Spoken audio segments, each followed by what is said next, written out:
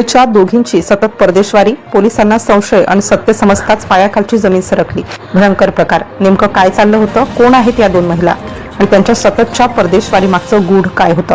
मुंबईत सगळं काही नेहमीप्रमाणे सुरू होतं। विमानतळावर ये-जा करणाऱ्या हजारो प्रवाशांमध्ये या दोन महिला कुणाच्याही नजरेत विशेष भरत नव्हत्या, पण एक गोष्ट मात्र सतत लक्ष वेधून घेत होती, त्यांची वारंवार होणारी परदेशवारी। कधी बँकॉक, कधी आफ्रिकेतील देश, तर कधी मध्य आशियातल्या ठिकाणी। प्रवासाची ही मालिका थांबण्याचं नाव घेत नव्हती। सुरुवातीला फक्त योगायोग वाटत होतं, पण नंतर पोलिसांच्या मनात शंकेची पाल चुकचुकू लागली।